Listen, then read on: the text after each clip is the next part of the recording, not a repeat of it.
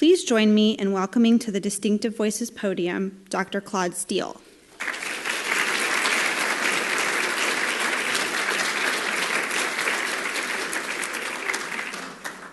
Great pleasure to be here. Thanks to everybody coming out on this beautiful evening to come inside. I noticed it's a little sacrifice in that, and I appreciate that. My main mission this evening is to tell you about our research on stereotype threat and social identity threat. These are social psychological phenomenon, social psychological processes that I will argue this evening that they're a lot more important than we might think, that they affect all kinds of things that are central to us, like who we feel comfortable being social with, where we want to live in the country, how we perform in certain areas of life, what walks of life we feel comfortable with, that these things, these social psychological phenomena called stereotype threat, social identity threat, actually are a big part of these experiences I just described.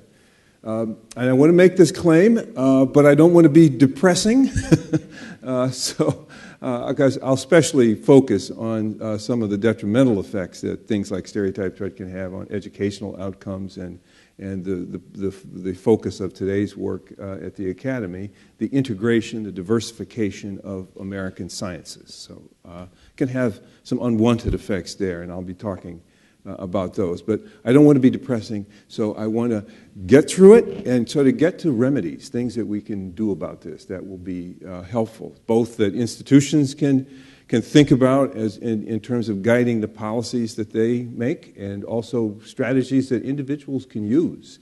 I hope I'll convince you over the course of the evening that everybody experiences stereotype threat in relation to some identity or another on a very frequent basis, and that a lot of everyday life is a part of a whistling Vivaldi, of dealing with one kind of stereotype threat or another kind of stereotype threat.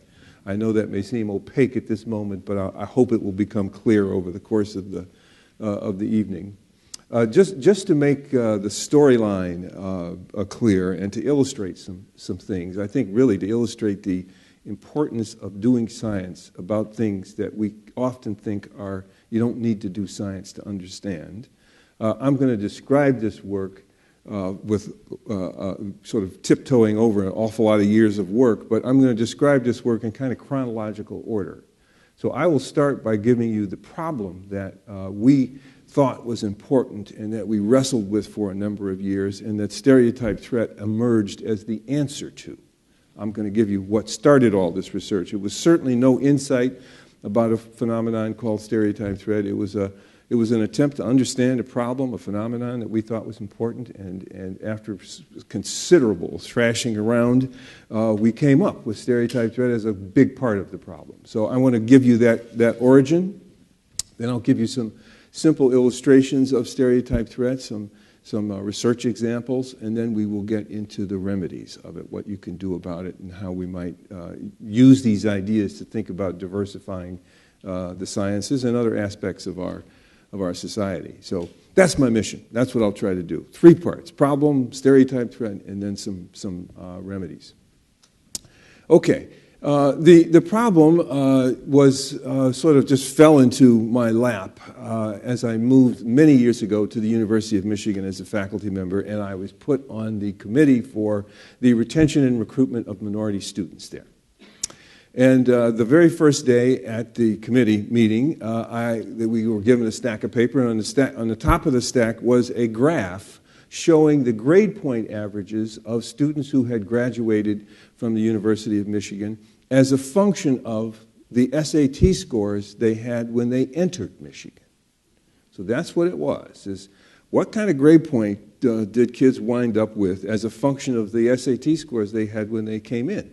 And you see what you might expect, that kids who came in with higher SAT scores tended to get higher grades.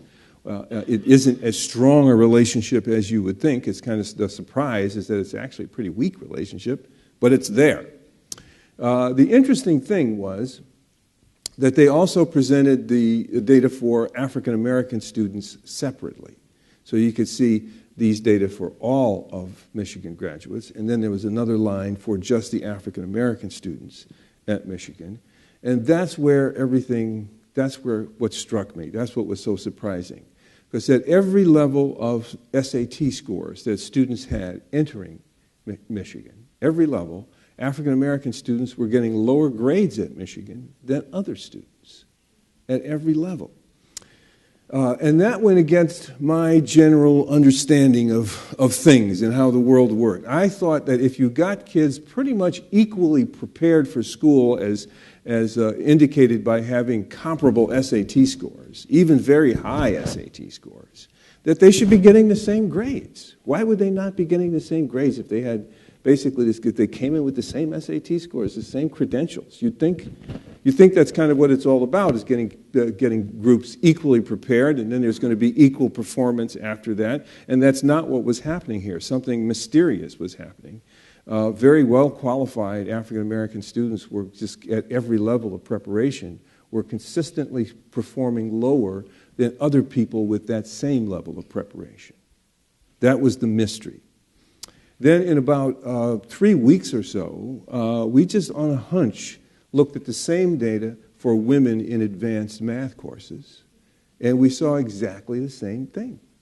That at every level of entering SAT score or prior math grades in high school or in the early years of college, at every level, if you lined up students like that and you match them, these are the women with the very high math SAT scores. At every level, the men were getting higher grades in those advanced math courses than the women were. And it wasn't so much the case at all in the entry-level math classes that were a little bit closer to their high school preparation. But as the math got more and more difficult, as the quantitative courses got more and more difficult, you start to see this separation, that women with the same preparation were getting lower realized grades for that preparation. So we began to think that we had something, and that there was a problem here that was interesting. We went to the literature and we found out that it wasn't just something that happened at the University of Michigan, it was something that happened absolutely everywhere. That you could walk into almost any classroom with these groups in the classroom and you could find exactly the same thing, that there was this phenomenon known in the literature, the psychometric literature, the people who develop tests, known as the underperformance phenomenon. Underperformance. Here's a group performing lower than what you would expect them to do based on their test scores. Something is happening. And it's not just happening in one place, it's happening in every place. In the Harvard Med School, the Stanford Law School, the third grade in Palo Alto, anywhere you looked, you would see this lawful relationship. So it was the broad, the fact that this was everywhere that gave us the conviction that this was an important problem. This is an important problem to understand, that even when you got groups completely prepared for it, they weren't performing the same. The way I would generalize it, and you can tell how I interpret it at this point, is that for groups whose abilities are negatively stereotyped in the larger society, they do not tend to perform as well when they're performing difficult work at the frontier of their skills, really challenging work. They do not tend to perform as well, as certainly as measured by classroom performance and the like, do not tend to perform as well as other people who aren't under the weight of that stereotype about their abilities. And that's sort of how we began to make sense out of this underperformance phenomenon. Now, it took a long time. I'm sparing you a lot of wandering around in the woods and kind of, tracking down leads that went nowhere and some very silly ideas, and eventually seeing this pattern that there seemed to be something about the stereotype climate that seemed to be related to this phenomenon. This underperformance happened. It happened not only in academic things, but it happened in athletic domains, too. That groups whose abilities were negatively stereotyped in the larger society, when they were performing very difficult, challenging work at the frontier of their skills, they didn't do as well as other people who weren't under that risk of being stereotyped. There was something about the possibility of being stereotyped, performing very difficult work, that caused a distraction or something of that sort and an underperformance. So that was the problem, and I would say 4 or 5 years of all we had was just, this seems to be a reliable problem. What could be accounting for it?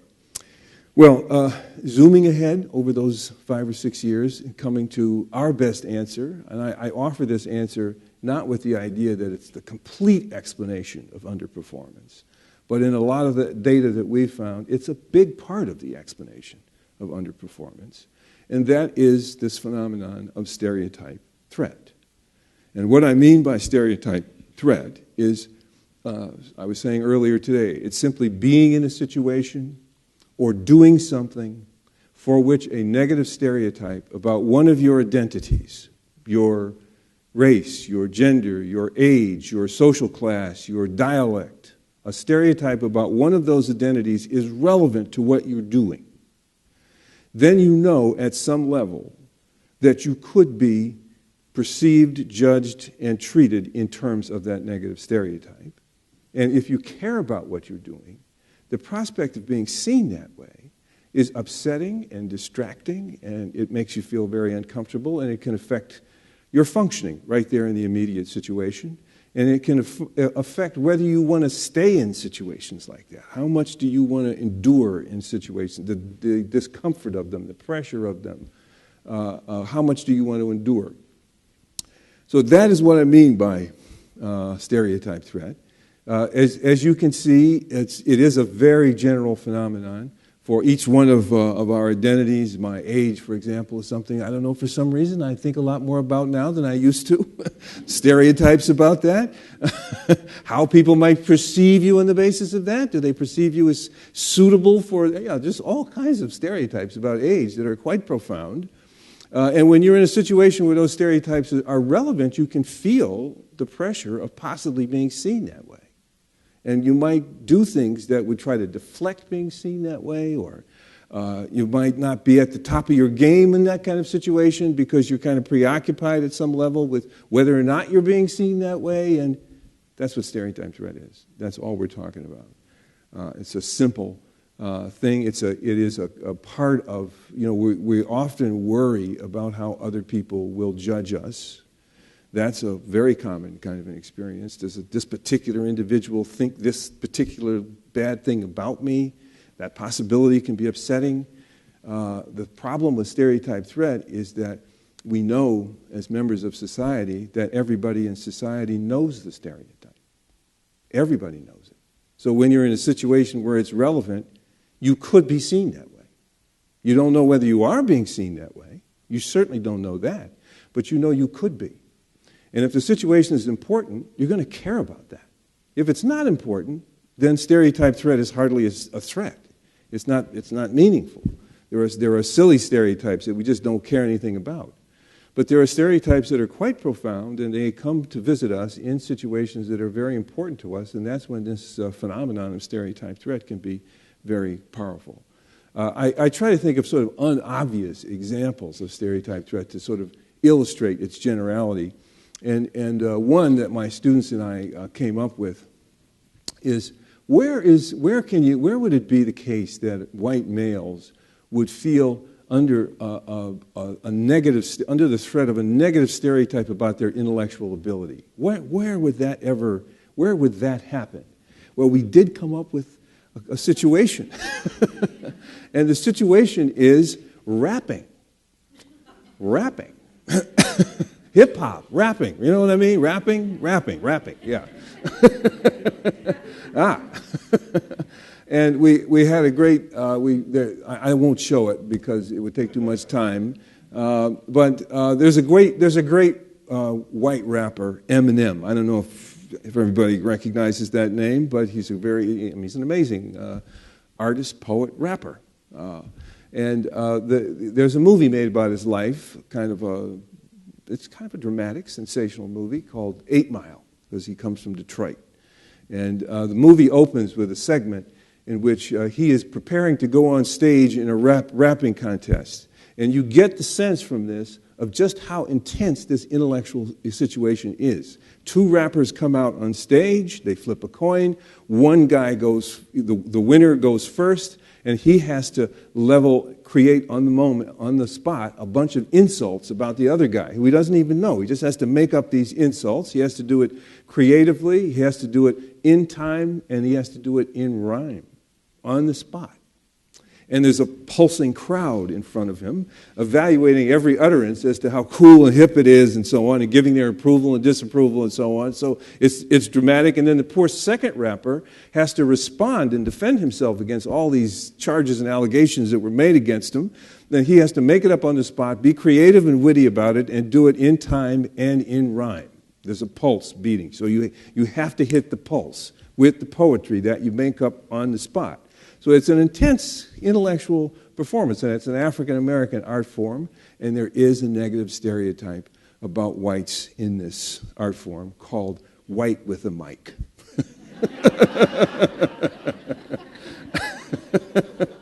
So we had found what we were looking for. You know, the video, the movie is very dramatic because it shows him coming out on stage and how nervous he is. He's throwing up in the bathroom, and he comes out on stage, and he's getting ready to go on stage, but people don't believe he belongs there because he's a white guy. What are you doing backstage? Get out of here. And then a black guy has to vouch for him to actually get on stage in his scheduled appearance and so on. So all this tension is kind of revolving around his identity and his inappropriateness in this situation. And then, sure enough, he loses the flip, and the first rapper just levels all kinds of insults at him, including "you're white with a mic," and the crowd is just pulsing at this allegation. And then the microphone goes to him. He gets the microphone, and the pulse is starting again, and nothing comes out.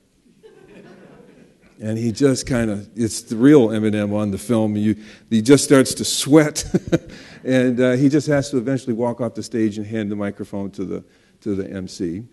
And the rest of the movie is really, well, how does a guy like that get over that? And how do you deal with that? What is the nature of that threat? And how do you get over that? And of course, he did get over it. I mean, he really is one of the greatest rappers ever to rap. He certainly did surmount that thing, so there's a very optimistic ending to that story, but it's a compelling experience for him.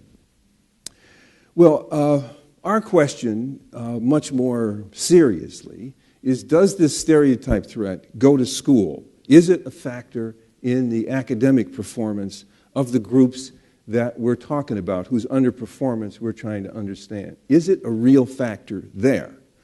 Well, I'll give you a short clip because this one is short and it kind of illustrates it in a poignant way. It's a clip taken from a 1968 documentary on the blue-eyed, brown-eyed experiment. Maybe some of you have heard of that. Probably you have. This was a classroom demonstration done by a teacher, Jane Elliott, in her 5th grade classroom in 1968. The first time she did it, it was the day after Martin Luther King was assassinated.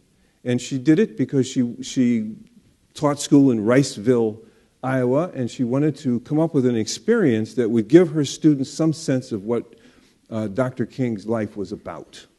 And so she thought up this experiment that I'm just about to describe. It was later reenacted, same kids, and filmed by ABC News, and then you might have seen it, and you can go online, and you can see the whole thing, and you can see replications of it. You can see what happened to the kids who are now older than me even, so there's a whole literature around this experiment.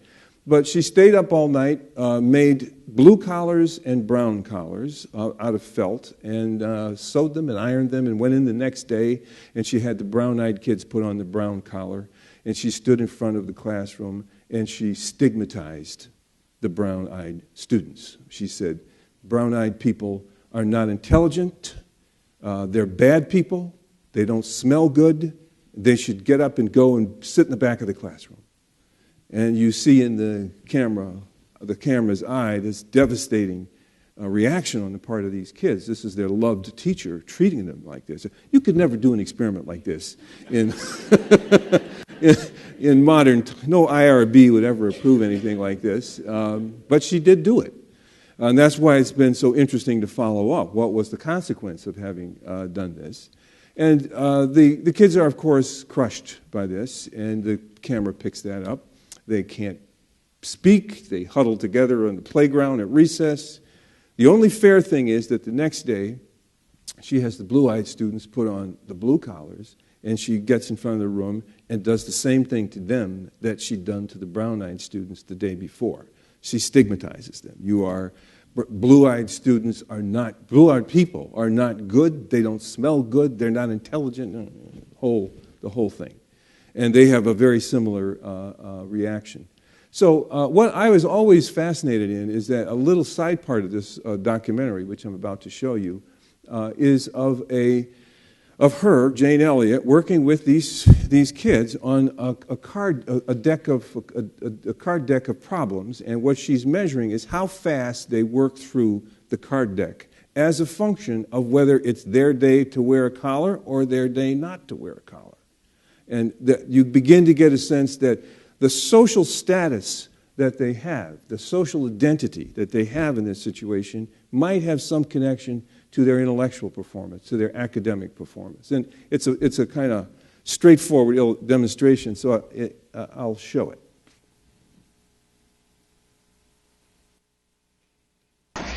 I use Orton Gillingham Phonics. We use the card pack. And the children, the brown-eyed children, were in the low class the first day, and it took them 5.5 minutes to get through the card pack. The second day, it took them 2.5 minutes.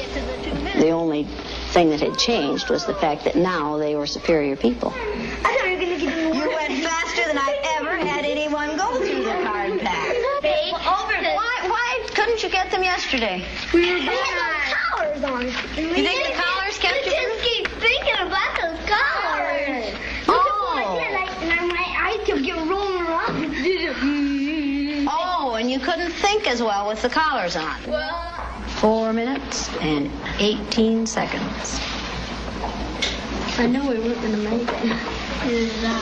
How long did it take you yesterday? 3 minutes. 3 minutes. How long did it take you today? 4 minutes and 18 seconds. What happened? One down. Why? What were you thinking of? This.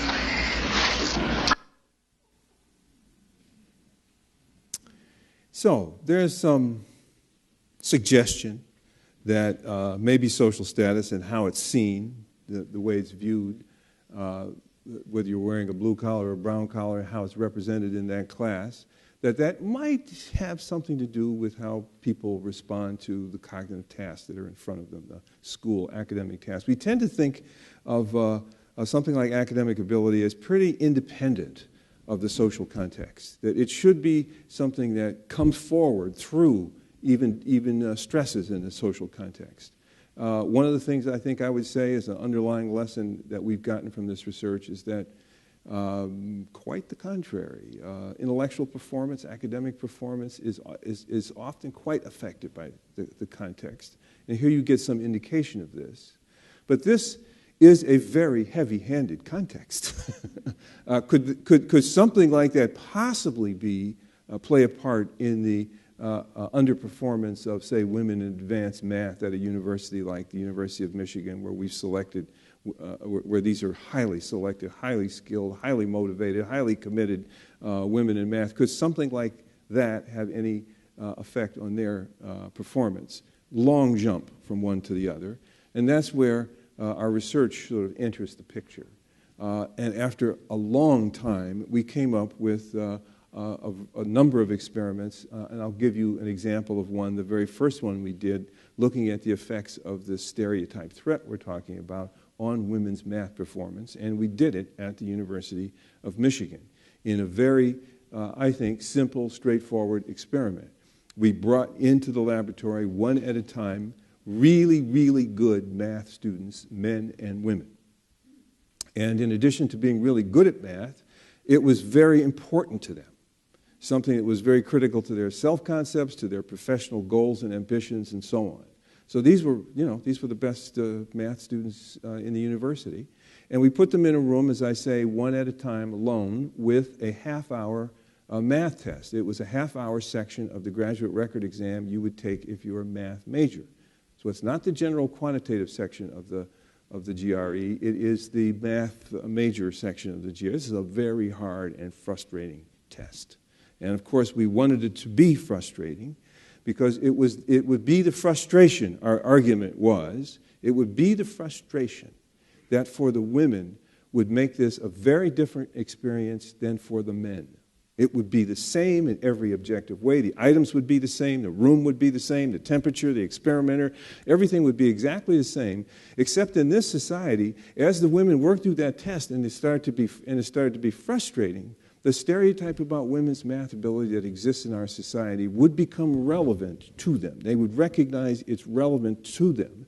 And it would maybe guide how they interpreted what was happening to them. Maybe I am really reaching what the limits that my gender hasn't. Maybe, well, I don't what. A lot of ideation around just what is happening in this situation would be infused by the relevance of that stereotype, and it could make it a much more emotional experience for women than it could be for men. So we did that, and sure enough, we replicated the underperformance that we'd observed out there in real life in the laboratory. The women, even though they were equally skilled to the men, performed dramatically worse, a full standard deviation lower on this GRE exam than the men did, even though as they went into this exam, they had the same skills. So there was no difference there. It was something happened in the exam.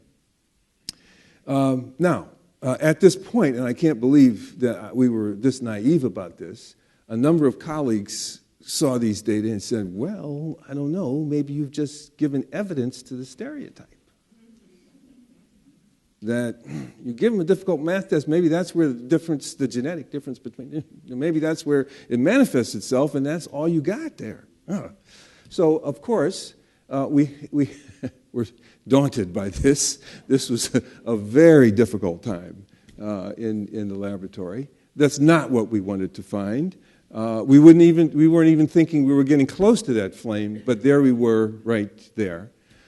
So we had to think of a way to separate our account of that underperformance from the genetic, biological account of that underperformance. Then we eventually, after a while, came up with a very simple procedure for doing that. Basically, you had to do the experiment over again, but this time, you had to make it so that when the women took that math test, the stereotype about women's math ability would not be seen as relevant to what they were doing. You have to cut the relevance of this stereotype that's in the atmosphere to what they were doing in that particular task. And then they might be free of worry about being judged in terms of that stereotype or fulfilling that stereotype because the stereotype wasn't relevant in that particular situation. So we wound up with a very simple procedure for doing that. Just before they went in alone to take this difficult math test, we told them, both the men and the women in this experiment, that look, you may have heard that women don't do as well as men on difficult standardized math tests. You might have heard that, but that's not true for the test you're taking today. The test you're taking today is a test on which women always do as well as men. There's just no effect of gender on this test whatsoever. The subtext is, if you get frustrated on this test, it has nothing to do with your gender. Nothing on this particular test. So now, as they take the test and get frustrated, the stereotype, though it's out there, it isn't relevant to what's happening to them. It can't be used as an interpretation of their own experience with this test. And thank God, with that little sentence, women's performance went up to match that of equally skilled men. The whole underperformance went away. They were the same without that psychological, cultural pressure on them in that situation. Women's performance was exactly identical. Next we looked at race. We did it with race, same kind of story. African Americans are another group whose intellectual abilities are stereotyped in the broader, negatively stereotyped in the broader society. And so when they're taking a difficult standardized test and the test is frustrating, there will be the relevance of that negative stereotype. And it could be something that it would terrify them that they're fulfilling this, or that they could be seen as fulfilling that, and that could distract them and undermine their performance right there in the immediate situation. So the way we went at this one, we gave them an IQ test, the Raven's Progressive Matrices IQ test, which is the gold standard of IQ test because it's a nonverbal IQ test. Bear with me a second. Every item is a big square, and there's a pattern on the square, and underneath that big square are 5 little squares with patterns on them, and you have to pick which pattern from the little squares is the same as the pattern on the big square. That's all you have to do. Really simple, a matching thing. And it starts out so easy, and you're rolling along, and you think, boy, I'm just nailing this whole thing. And then it starts to get harder and harder and really, really hard and frustrating, the progressive matrices IQ test. So we got or 2 other investigators got black and white college students, and they gave them the Raven's Progressive Matrices IQ test. And they said, in one case, nothing about it. They just let them assume it was a cognitive test. In another case, another condition of the experiment, they were explicit. This is a measure of cognitive abilities. And in both of those conditions, when the students understood this test to be a measure of cognitive abilities, black students performed a full standard deviation lower, 15 points on an IQ test, 15 IQ points lower than white students. And that is exactly the same size of the difference in IQ between these 2 parts of the population, whites and blacks in the larger population. So we were replicating in the experiment exactly that difference there. The reason I like this particular experiment is because the way of getting rid of stereotype threat is so cool and clever. This time, so that's what they got in the first condition, where the stereotype threat was relevant. Big difference between blacks and whites. But to get rid of it, the condition was simply to say, to never mention that this was a test at all, to just present the whole thing as a puzzle. Because you could present it as a puzzle, because it was a set of nonverbal, just matching patterns and squares. You could present it as a puzzle. And when you're talking about a puzzle, it's not a measure of your cognitive ability, it's just a puzzle. And when you're doing a puzzle, you like frustration. That's what you're doing it for. You want the frustration. Bring it on, man. Let me try that. So it's a wholly different mindset toward this thing. And you don't have the worry that frustration on this puzzle is going to mean anything about your broader intelligence or your group's broader intelligence. All that's out the window. And so when we gave them that definition, when they got that definition of the IQ test, their average score went up 15 points. It matched whites exactly. So by this time, we were getting to believe that the things you could see demonstrated in the clip there were very general processes, and that it didn't take an awful lot in real life to activate this kind of stereotype threat. That really it just required a group whose abilities are negatively stereotyped to experience some frustration in the domain, and that frustration would begin to undermine performance. Then other people, thank goodness, started doing this in other parts of the world in relation to other stereotypes. People looked at different behaviors, not only just test taking, but athletic performance.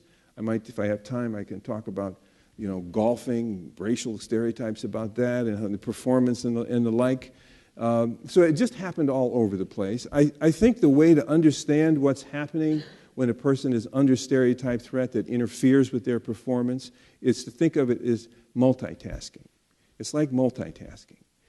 You're doing 2 things kind of at the same time. You're wrestling with this stereotype and whether or not you're going to be seen that way, and you're trying to do the task at hand. So it's not easy for you to just fall into the task at hand and just get absorbed in it like that. There's another part of your brain, one part of your thinking that's allocated to, am I confirming the stereotype? Will I be seen in this situation to be confirming the stereotype? How is my identity being read here? What's going on? We were using this metaphor this afternoon, that being under stereotype threat is a little like coming home and being told that there's a snake in your house. Really? How big is it? Is it? Where'd you last see it? Is it what kind of snake? It's all these kinds of questions will just come automatically to mind. You just can't flop down on the couch and watch the football game with the snake somewhere in the vicinity, and you're not knowing. So when you're in a situation, so that's going to occupy a certain amount of your cognitive and emotional resources, is worrying about this possibility. You don't know whether the snake is going to hurt you, or you don't even know really if it's there. But you know it could be there. And that's enough to begin to make you vigilant to what kind of threat you're under in this situation. And that really, I think, is the way to kind of capture how stereotype works at the psychological level, that it just puts us on alert. It gives us, I think another metaphor, you're getting ready to go to a party, and you're looking forward to it. It's going to be a lot of fun. You're going to see some friends. And just before you go to the party, you get a telephone call, and there's some bad news that's very urgent. And yet you go to the party for all kinds of other reasons. Well, a part of you is at the party, and a part of you is dealing with this other issue. And that's what it's like. It's part of you is there, and a part of you is not there. And that is enough when you're performing in a lot of the situations we're talking about to undermine performance. So I think that's the way to understand how this phenomenon of stereotype threat, going along in life and then waltzing into a situation where a negative stereotype about one of your identities is relevant, your age, your religion, your race, your whatever, it's relevant, and you feel some kind of discomfort because part of you is trying to figure out, well, what could happen to me? There's one other point I want to make about it, is that before getting into the remedies, is that it really is a condition of life. It's a condition that goes with the identity in certain situations. Well, lest you think that African Americans are the only ones that have stereotype threat issues, here's an experiment we did at Stanford looking at what you might call white stereotype threat. We bring into the lab one at a time white males, and they are led to think that they're going to have a conversation with two other students, and that's the substance of the experiment. So they sit down and they see on the table two pictures of the people they're going to have a conversation with. And for some of the participants, the two pictures are of two white guys, and for others of the participants, the two pictures are of two black guys. And then they find out that they're going to talk about something that's either kind of racially neutral, or they're going to talk about something that's rather racially loaded. So they're either going to talk about love and relationships with these two people that they get assigned to, or they think they're going to talk about racial profiling with two strangers. So that's the situation. They're going to talk either to two white guys or to two black guys, and they're going to talk either about racial profiling or love and relationships. And at that point, the experimenter says, look, I'm going to go down the hall and get your two conversation partners and bring them back for the conversation. Would you just take a minute and arrange the three chairs for that conversation? And you can anticipate as soon as they arrange the three chairs, the experiment's basically over. That's what we're looking at, is in anticipation of one or another of these conversations, how do they arrange the chairs? And you can probably predict how that might go. The results were, when they're talking to two white guys about any topic, either of the two topics, they put the three chairs very close together. When they're talking to two black guys about love and relationships, they put the three chairs very close together. But when they're talking to two black guys, strangers, about racial profiling, they put the two black guys over here and they put themselves over here. They put a considerable distance between them. And interestingly, we also have measured just how prejudiced they might be before they were in this experiment. We had background measures. And the interesting phenomenon is, in that critical condition where they're going to talk to two black guys about racial profiling, who do you think put the chairs farthest away from the two black guys? The more prejudiced subjects or the least prejudiced subjects? The least. The least. Because it's for those subjects that it would be very upsetting to engage in that conversation and have it go bad. Say something that might cause them to be seen as racist. That's the stereotype hanging over their heads. is that in this conversation about racially profiling, they might say something that's going to be insensitive or whatever, not knowing enough or something of that sort. And because it's rather important for them not to think of themselves that way, the prospect, they put a distance between themselves and the two conversation partners in that situation to kind of ostensibly protect themselves in that. Well, I'm going to come back to this experiment at the end because we figured out a way to fix that, to get them to move their chairs close together to have a conversation with two black guys about racial profiling. And I think it's a very general and useful strategy. So I just offer that first to illustrate everybody has some form of intense stereotype threat. There's nobody that's got a corner on that. As poignant as Charles Blow's description was, everybody's got that. This is history, our history as a society, visiting our lives in the present. It comes to us through these stereotypes and the impact they have on our experiences like this. We're not an ahistorical society. If you go to Poland, as we did, and you try to do the experiments on women in math, for example, that's a society where almost half of the people in quantitative fields are women, physicists, engineers, and the like. You don't get many stereotype threat effects on women's math performance in that society. You do get stereotype threat effects about other things, but not about math performance because there's no evidential basis for it in the way people are distributed across professions, or very little evidential basis for it in the way they're distributed across professions in that society. So given the stereotype, you can follow my logic. The stereotype threat, the patterns of it, the kind of effects it has, reflect our particular history and the way our society is organized and our particular culture of stereotypes. It's important to say that, to realize, as I illustrated in that last experiment, that the people in the group who are most affected by stereotype threat are not the ones who have the weakest level of skill. For example, I'm thinking about women in math. It's not the women who are the weakest math students or have the lowest expectations about themselves or have the lowest self-esteem. It's not that. It's the women who are really good. Remember, all along I've talked about the experiments focusing on the math students who were really, really good. The thing that makes you susceptible to stereotype threat is not self-doubt. It's not self-doubt. That's not what it is. And I thought it was, but that's not what it is. It's caring about and putting your own self-regard on a domain where your group is negatively stereotyped. That's what makes you affected by the prospect of being stereotyped there, is that you care about performing really well in this domain, and that's what makes you not want to be seen in terms of stereotype, and that was which causes this distracting amount of vigilance which interferes with performance and makes the domain uncomfortable. And the whole sequelae of things follow from caring about the domain in the first place. If you don't care about the domain, or at least it isn't personally relevant to you, it's not something I really care about. I'm not really that interested in math and quantitative. I want to be a journalist.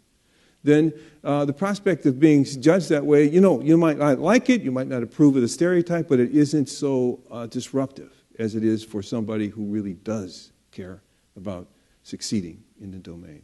So that turned out to be a huge revelation coming out of the research about this. This is more of a situational phenomenon. The extent to which I feel it depends on the extent to which I read in the people I'm interacting with or the circumstance I'm interacting with, the extent to which I read that people might see me that way. And what I'm often doing to assess that is I'm looking at the cues in the situation, I'm looking at features of the situation to kind of come to some understanding of, well, really, how much am I under threat in this situation? And if I come to a conclusion that, well, really, I'm not under much threat here, I won't feel very much stereotype threat. But if I read the cues the other way, I might feel it a great deal. And now we're getting into the remedy situation. One more example to illustrate this is, I talk about this in the book, the Sandra Day O'Connor interview, in which Nina Totenberg asked her, what was it like to be the first woman on the Supreme Court? And she says, it was asphyxiating. It was just asphyxiating. Everywhere I went, people were judging me. They second-guessed me. Was I smart enough? Was I wise enough? Was I a feminist? Was I not enough of a feminist? Was everything she did, they followed her up the steps of her townhouse. They followed her into restaurants. She was just had a hounded life as the first woman on the Supreme Court. And then Nina says, well, what happened when Ruth Bader Ginsburg got there? And she said, everything changed. Everything changed. Now there were 2 women on the Supreme Court. And all those questions were just so, it just didn't make sense to be asking them about 2 different women who were pretty ideologically different from each other, rather different kinds of people, had different routes into the court, and different networks. And so pretty soon, the media backed off, the world backed off, and she said, we just were like 2 normal justices on the Supreme Court. Well, that's how a situation can affect how much stereotype threat you feel. Just being the only woman on the Supreme Court is a very different circumstance. People are looking at you as the representative of your group and the first and the donna and the donna. But when there are more of you there, those kind of questions go away and they don't make so much sense, and the whole thing gets more ordinary. When Sandra Day O'Connor left the court and Ruth Bader Ginsburg for a brief period was there alone, she said, this is very uncomfortable. I don't want it to be the case that a woman is an abnormal thing on the Supreme Court. So this is the best argument I can make, I think, for the value of what is called critical mass, that we like to have critical mass. My son is a jazz musician. I go to hear him play, and for some stupid, silly reason, as I sit down at my table, I start counting how many other gray-haired people there are in the room. What am I doing that for? What is part of my brain allocated to making that kind of an assessment for? What am I? Well, I'm just a human being, kind of vigilant to, does this identity, is this cool here? Or is it going to, am I out of place? And you're just asking questions like that. We all count when we're in situations where, on the basis of some identity or another, we're in a minority. I can't tell you how many visits to Silicon Valley startup firms I've had that have made me feel really old. Everybody in the firm, all the billionaires in the firm are 26 years old. It's like you feel your age in that kind of a situation. Every cue is giving you that kind of signal and if you thought you had to make a living in one of those startup firms as an older person, you would be vigilant all the time about what everything means. I handed in this piece of work and he didn't return my email on time. What does that mean? Is he telling me he doesn't think I can do this kind of? And if 2 old guys were in the firm together, we'd sit together at lunch and we'd talk about the rest of the young people, and that's how it works. I think just as human beings, we are reading whether or not any given identity we've got is going to cause us to be subject or vulnerable to the prospect of being negatively stereotyped. Well, I think in the way of remedy, one of the first important things to understand is that this threat doesn't come from this. I'm not going to argue that, don't mistake me for a minute, I'm not going to argue that prejudice and the way we conventionally understand it is not important. It is important. It is important. I think we should just have the adult conversation about prejudice in this society. We all are under certain circumstances, and we should start to, develop strategies and processes and governance procedures that kind of minimize its impact on all of our lives. But the idea that we can just wake up one morning and not have it is ridiculous. As a psychologist, it's not possible. But I'll be happy to come back and talk more about that in a bit. So I'm not trying to diminish the importance of prejudice, but what I want to stress is that the threat that I'm talking about, the social identity threat that I'm talking about, doesn't require anybody. It grows out of the way a society, a setting, an institution is organized and how it's composed, who's in it, what positions do they have in it. Those are all cues that I could read that could help me assess whether based on one identity or another, I could be subject to a negative judgment and treatment about something that I care a great deal about. So it comes out of the way our society is organized, where people live, who has what jobs in an institution, who drives what kinds of cars. I mean, all of these elements. I was giving this personal story this afternoon, which I'll give again because it just makes this point so well, but my daughter would probably kill me for doing this. But we're riding about a month ago, a little more than that, in our car with my daughter, her husband, our grandson, Matthew, my wife, and I. And my daughter, if you looked at her, she's as I've described it, she's ethnically ambiguous. Something's going on there, but you don't know quite what it is. And so if I told you she was African American, you say, okay, all right, I see that. That's cool. I've seen that before. But it's not obvious. But her husband is African. He's born in Uganda and raised here, but he's African. And their son is this beautiful brown grandson that we have. And so we're riding along, and he says, just out of the blue, he's sitting there with his iPad watching the replay of how the Giants won the World Series. And he just puts that down and says, Mom, you're really lucky because you don't look black like Daddy and I do, and people will like you. 5 years old. So, given that we're in this business, our family's been chewing over this ever since. Where does this come from? Where did he get? He's 5. Where would this come from? Well, all this television coverage of shooting of black males, all this coverage that we've had, he just added that up, came to that conclusion. It's not even a very deep thing for him. It's just adding 2 and 2 together. He thought about it and said it.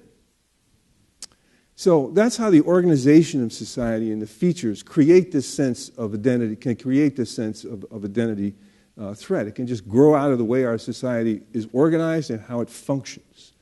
And it's deeper than whether we have prejudiced hearts and minds. That's the point I want to say. You could take a wand and magically wipe that off the face of the earth, and you'd still have this. Because the way societies reflecting their histories and their stratum and the like can still pose identity threats for people under certain circumstances.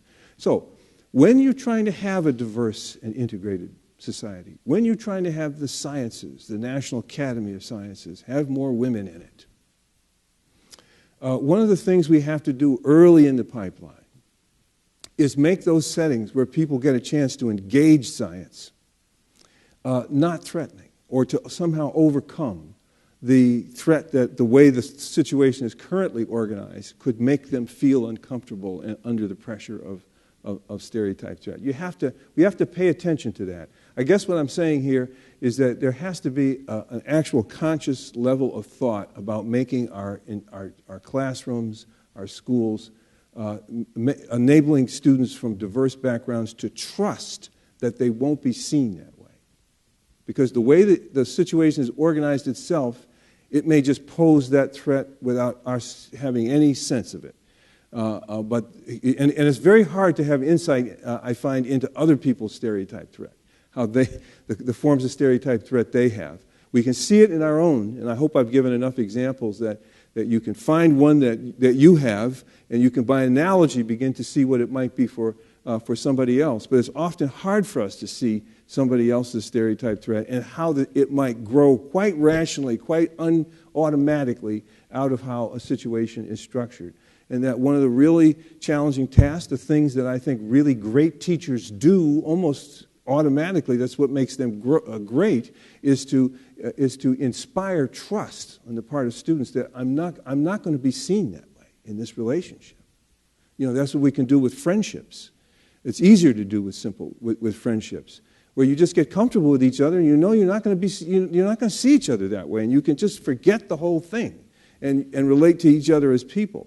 But when you talk about institutional functioning and whole patterns of performance in a society, like underperformance or the underparticipation of women and minorities in the sciences and the like, then you're talking about having to come to grips with the kind of processes that I'm talking about they're more difficult, they're more challenging to deal with in those circumstances. So, now to give you some simple examples of how you might fix it. Here's a strategy. How does a white professor give black students critical feedback on their schoolwork and have that feedback be trusted? Well, we did an experiment at Stanford. We had black and white students write an essay about their favorite teacher. And we told them we were really going to grade these essays, and we were going to give them in 2 days feedback on just how good their essays were and everything about the essay. So they write the essays, they come back in 2 days, and we vary how we give the feedback to see which kind is going to inspire trust. What we're interested in is, do they trust the feedback? Do they believe the feedback is genuine, and do they trust it? Two forms of feedback that are very common don't inspire trust in the black students. That is feedback in which you just say, here, I looked at your essay, here's the essay back. Or another strategy that does not work is to say, I've looked at your essay, and I knew your brother. He's a really wonderful guy, and here's the feedback. The kind of positive bromide that we often give to people to kind of comfort the blow that we know is coming, that does not work. From the standpoint of the African American students, it's ambiguous feedback because they don't know if it's coming from how people view their group or from the work. Is it the group and how people view us, or is it the work? And at some level, I just don't know enough to trust it. It's a good example of how an identity I've got, because it ambiguates the feedback, what it could mean. It's a good example of how mistrust can arise, because I just don't know. It's not that I really doubt the person is a good person. I just don't know where it's coming from. They might think it's subjective, but it still could be coming from the stereotype. I don't know. So they don't trust the feedback. And not trusting it, they're not motivated to follow it. And I just think that's some of the most poignant data we have as to how identity can interfere with something that is meant to be very good and very constructive and could help them a great deal. But the condition that does work is when the feedback is delivered this way. Look, we have very high standards in evaluating these essays because maybe we might publish them in a magazine about teaching. So we have very high standards. But I've looked at your essay, and I think, here's some feedback, but I think you can meet those standards. Give them the essay back. Under those circumstances, blacks are hyper motivated to fulfill. 75% of them take the essay home and work on it some more and bring it back. This is not a class. This is just an experiment. It's over. They don't have to do that. But 75% of them want us to get engaged with that because of that feedback. How does it work? Well, if I'm using high standards, that's not consistent with seeing me stereotypically. And if they've looked at my work and they think I at least have the potential to meet those standards, Jesus, that is really very empowering. I think that kind of feedback, if you look back on all of us, look back on our lives, that's some of the feedback that really directs the course of our lives when somebody said that to us. We've got pretty high standards here, but I think you could maybe meet them. That's very powerful for everybody, and it's especially effective in this kind of situation. And it illustrates, first, that it is possible under the most historically disadvantaged circumstances, it's possible to develop trust. I described how we got this idea for this research from my own experience in graduate school, and how an advisor, because he was interested in me, I began to feel I wasn't being seen in terms of that stereotype, and I felt really safe in that situation, and I could just pay attention to the work, and I loved working for that guy because it all came together that way. So it's not difficult, but it does require this kind of, focus and awareness, I suppose, to be effective. I think a lot of teachers, as I point out, do this quite intuitively. Some don't and really do have backfires that are very frustrating, and I would hope that this kind of knowledge would help them get better at it. I don't think everybody's naturally good at it, but there are enough naturals out there to give you some sense that it's quite within the range of mastery. I'll end with this experiment we did at Michigan many years ago, and it had a huge effect on the achievement of African American students, enough to eliminate or greatly reduce that underperformance I talked about. We simply had them get together on Thursday. We had a whole bunch of what would have to be academic support experiences for them. They took a course in calculus or physics or chemistry, and then they had 6 hours of this workshop on the same topic to support their performance in the course. It was the academic support. But on Thursday night, we just had bull sessions in which about 15 students, maybe about following the ethnic proportions at the University of Michigan, about 4 or 5 of those students would be African American, mainly white students. This was 20 years ago. And they just talked about all kinds of personal things, and just things that were personal. Nothing about, we steered them away from heavy conversations.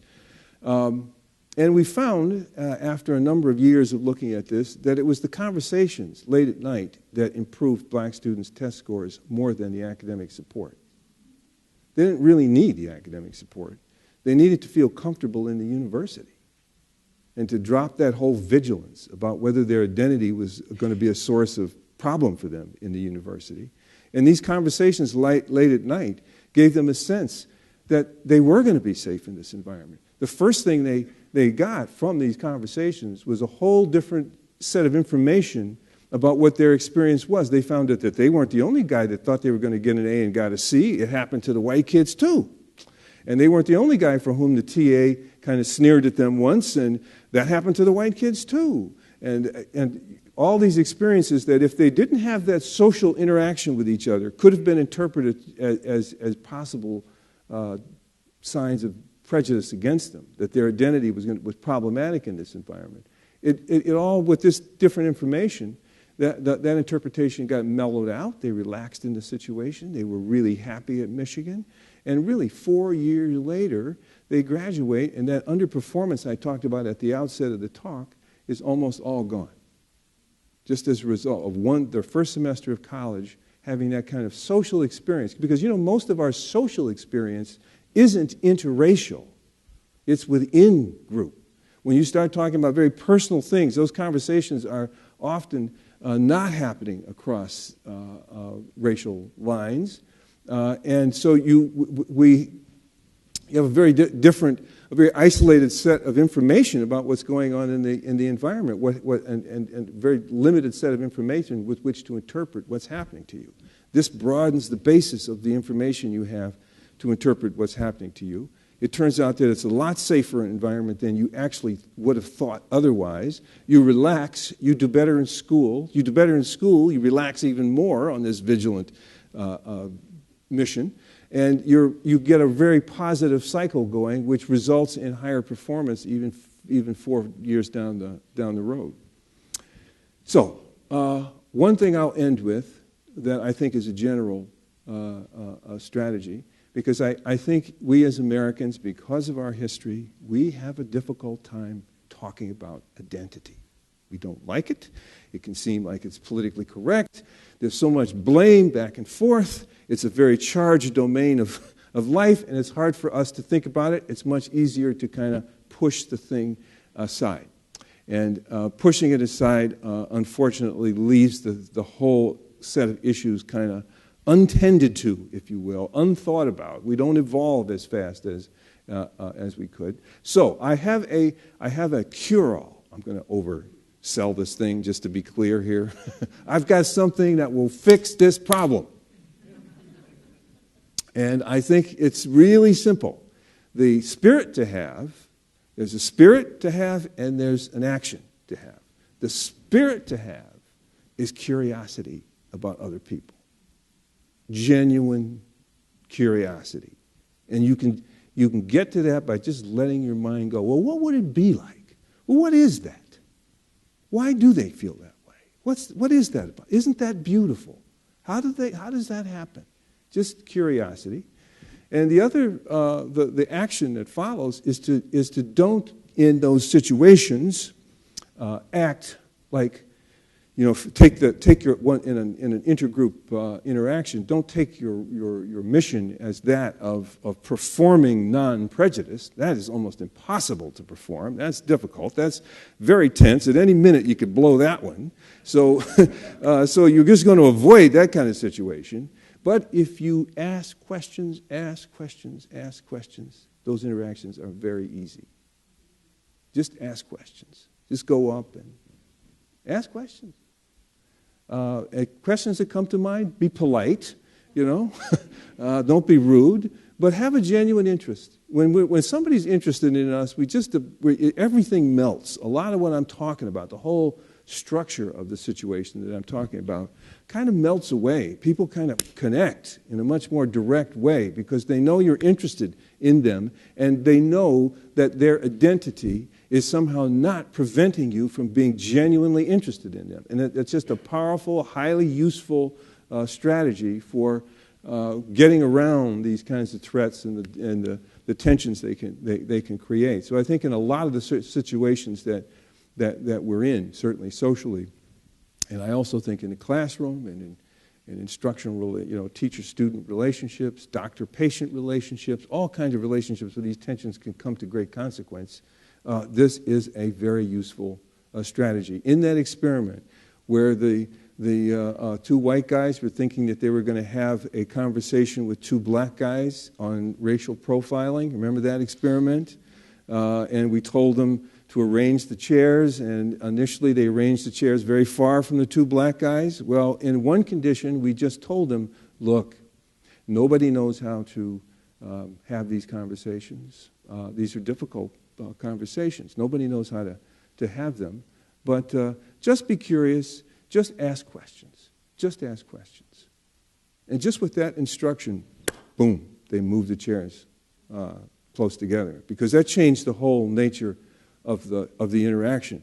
Now they didn't have to perform something they were afraid they would fail at. They just had to move in and ask questions, and it was really kind of like an opportunity. Maybe I can find out some things that I didn't know before. So I'll end with that. Thank you.